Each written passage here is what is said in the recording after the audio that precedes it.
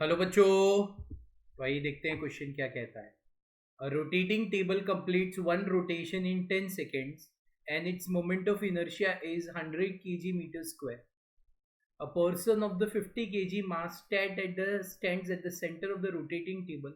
If the person moves 2 meter from the center, then its new angular velocity of the rotating table will be.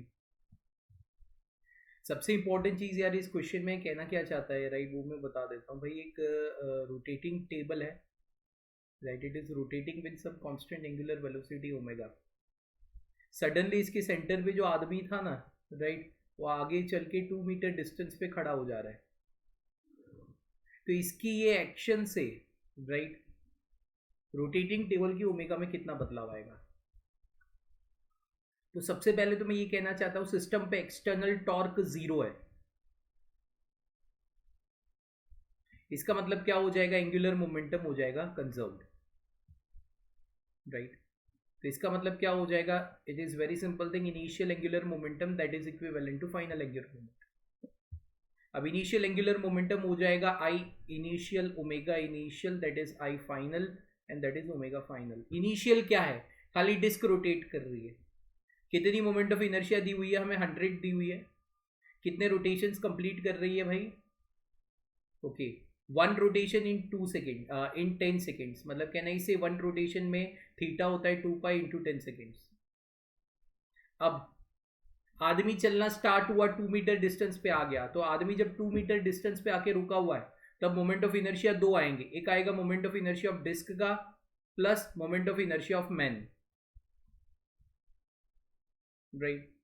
अब they both will move with the constant and the common angular velocity omega dash। उसके move करने से obviously system में कुछ ना कुछ omega में फर्क आएगा, लेकिन वो एक्सटर्नल फोर्सेस की नहीं वजह से होगा, सिस्टम के इंटरनल टर्म की वजह से ही होगा, पार्ट की वजह से ही होगा, राइट।